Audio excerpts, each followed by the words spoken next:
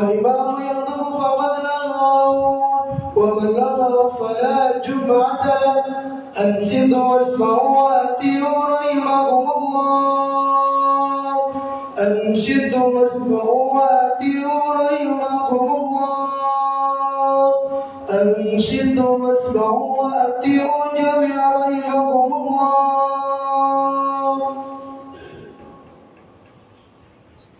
اللهم صل على سيدنا محمد اللهم صل على سيدنا محمد اللهم صل وسلم على سيدنا ومولانا محمد. Assalamualaikum warahmatullahi wabarakatuh. Allahu Akbar Allahu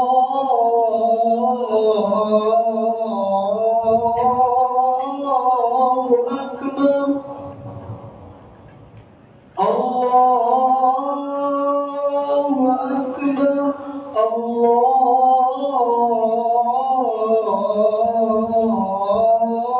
Allahu Akbar. Asyhadu an la ilaha illallah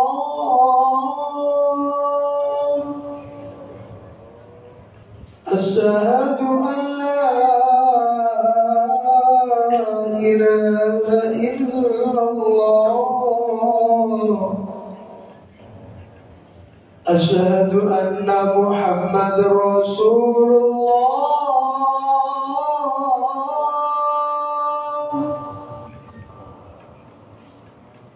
Asyhadu anna Muhammadar Rasulullah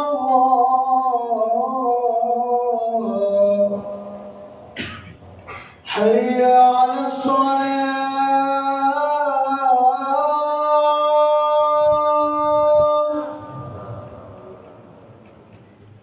Hayya 'alas shalah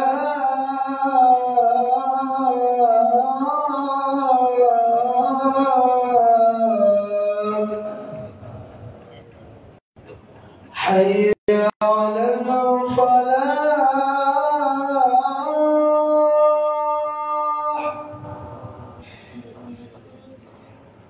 Hayya 'alal falah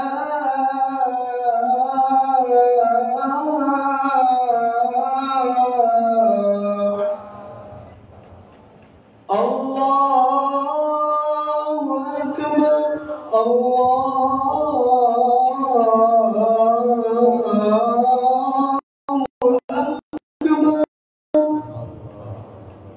La ilaha illallah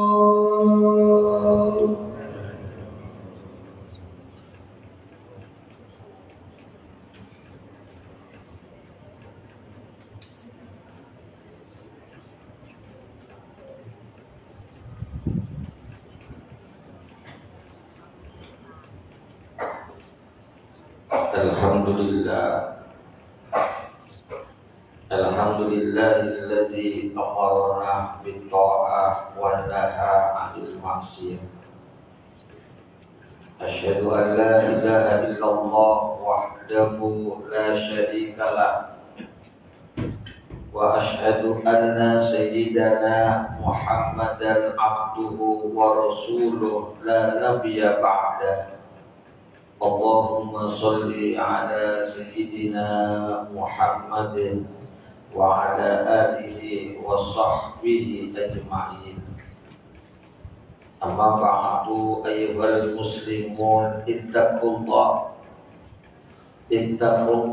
mastata'tum faqad fazal muttaqun.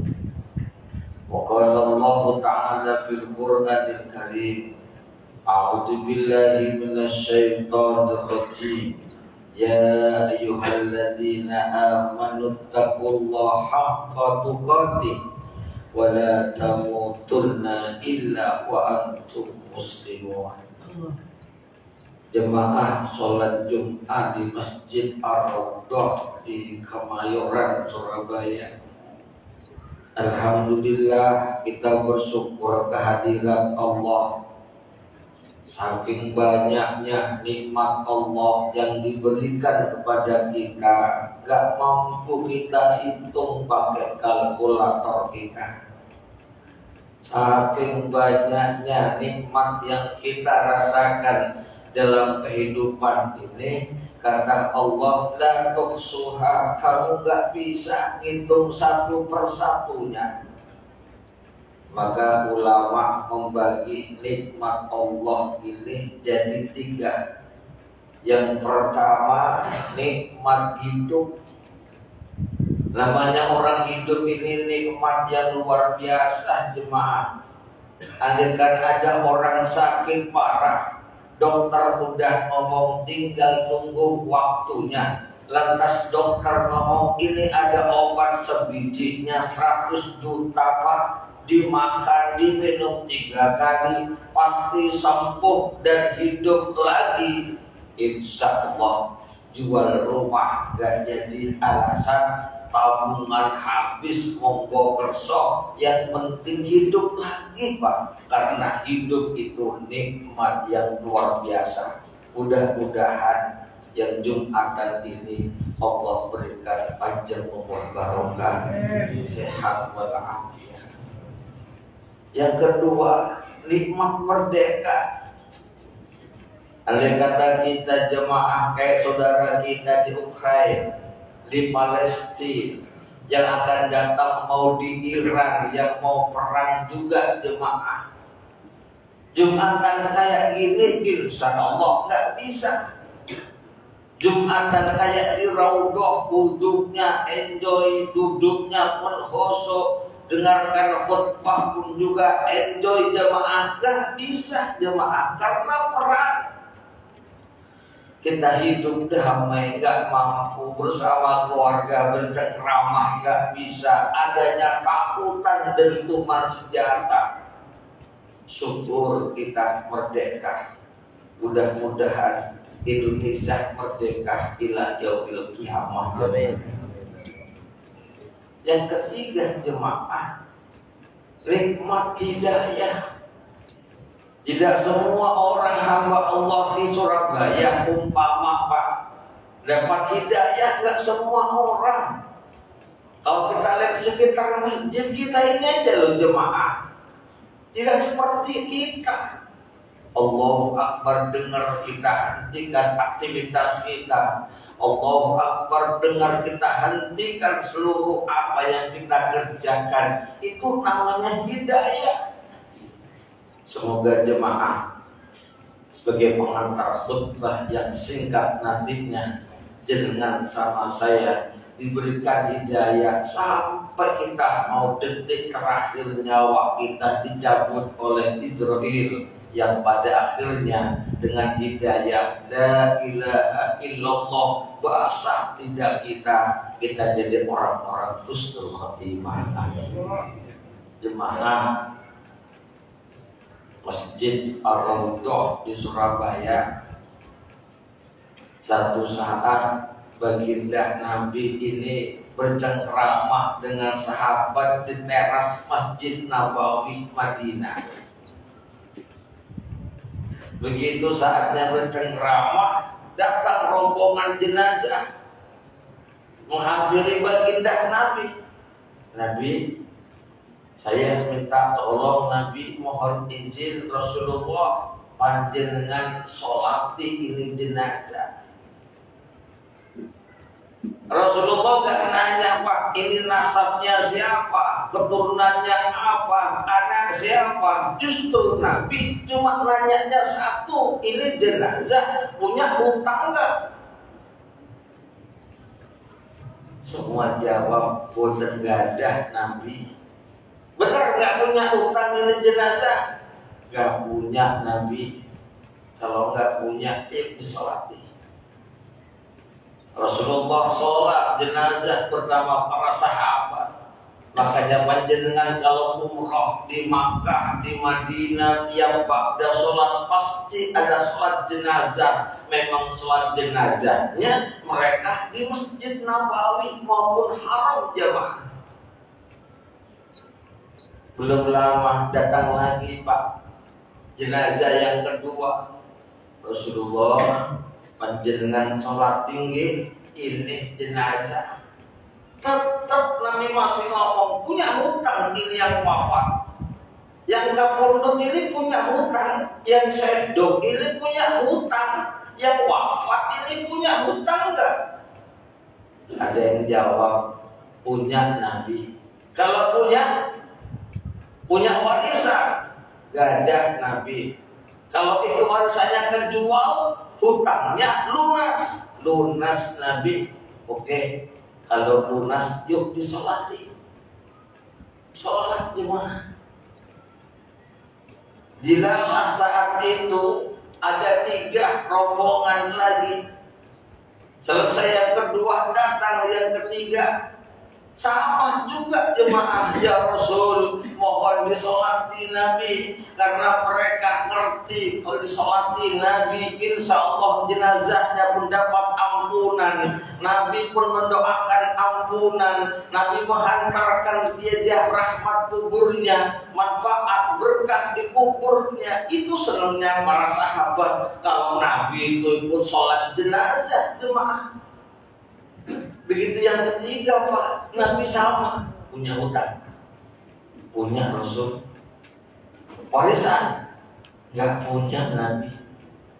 Jadi ini mayat punya hutang, warisan nggak ada, warisan kagak punya.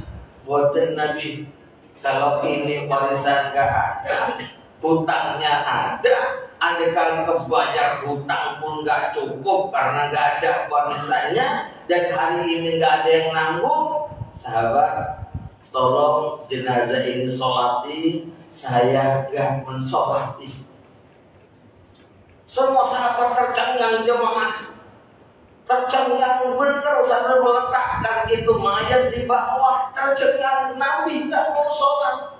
Rasul sholat, enggak, udah. Saya nggak akan sholat orang yang punya hutang. Silakan jemaah, sahabat, sholat ini jenazah. Saya tak pulang saja karena saya nggak bisa mensolati jenazah orang yang punya hutang.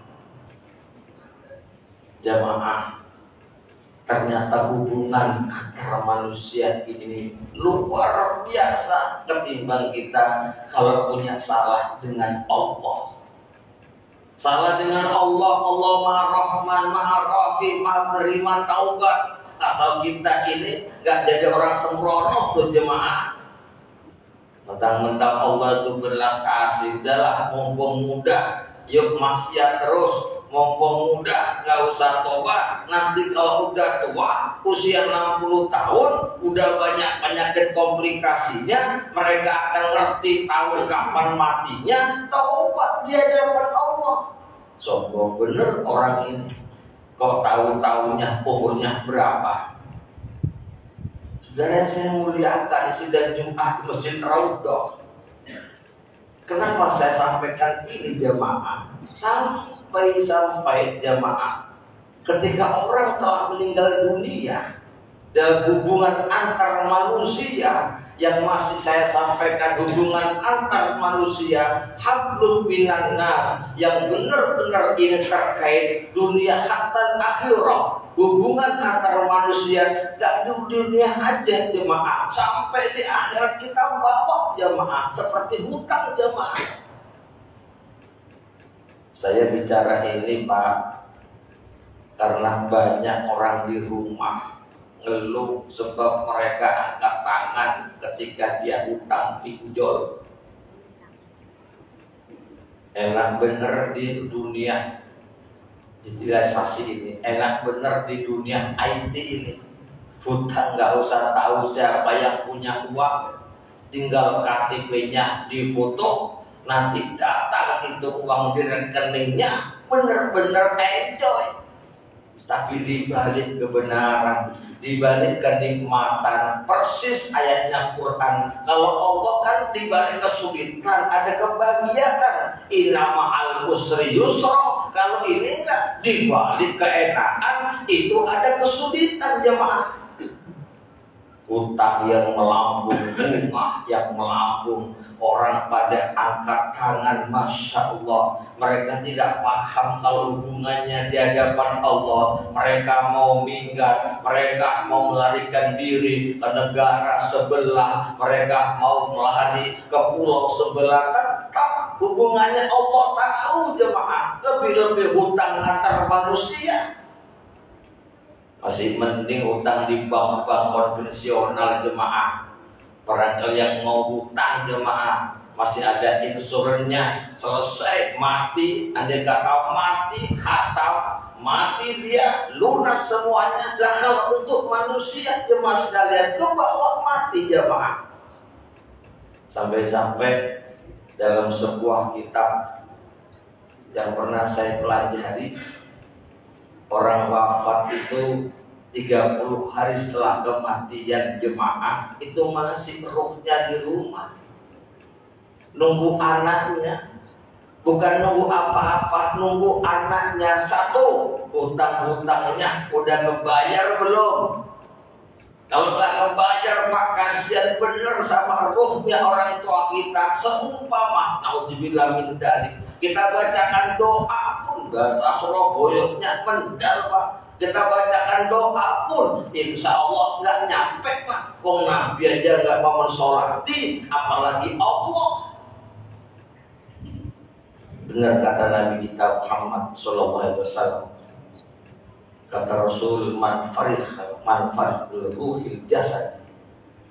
Siapa orang yang rohnya itu terpisah dengan jasadnya, wa huwa bari'un min thalathah, bebas 3 perkara, yadkhulul jannah, dia masuk surga. Yang pertama al-kibar, sombong. Yang kedua adalah wal khilali, pengkhianat. Yang ketiga adalah wadaini, yakni hutang. Orang kalau sudah punya hutang jamaah, manakala dia tidak sampai bisa nyaur jamaah, sementara keluarga kita pun juga angkat tangan pula jamaah. Monggo kita berpikir, Nabi aja nggak mau mensolati, Nabi aja angkat tangan untuk mensolati, apalagi Allah jemaah. Mudah-mudahan barangkali tips yang terakhir kata baginda Nabi Muhammad SAW, manakala ada sahabat dan tidak satu saat jamaahnya berkurang sebagai akhir khutbah jamaah, Nabi datang, kamu kenapa nggak jemaah? Saya punya hutang banyak ya Rasul, sungkan dengan jemaah karena rata-rata aku hutangi semua. Nabi, kenapa kamu nggak jemaah? Ya malu Nabi, minta doanya Nabi supaya bebas hutang aku ya Nabi. Yuk jemaah, Bismillah.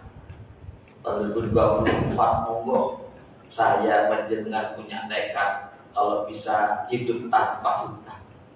Andai kata punya hutang, jenengan harus punya jagan yang tebel-tebel jagan.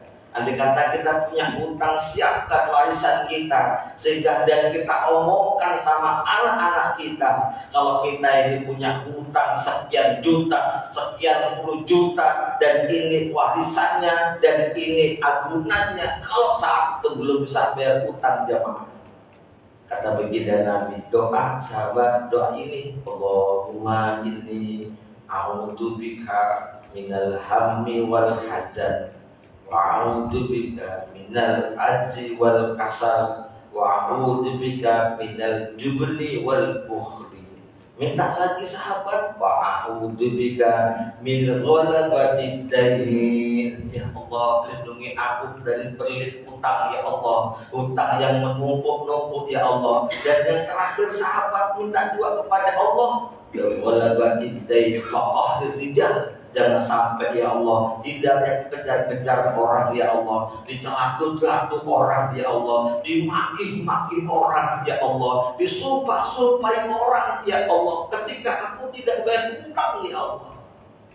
Semoga jamaah sholat Jumat Tarawih semuanya juga rezeki yang halal dan thayyibah, rezekinya barokah berlimpah-limpah. Ada kata punya hutang, segera bayar hutang jamaah. Barakallahu lakum fil Qur'anil Karim wa inna Allaha ta'ala jawadun karim inna Allaha ghafurur rahim.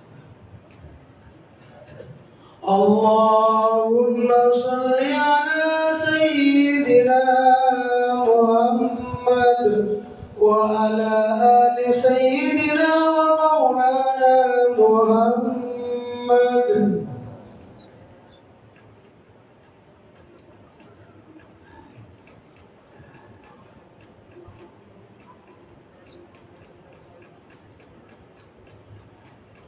Alhamdulillah hamdan katsiran kama amar.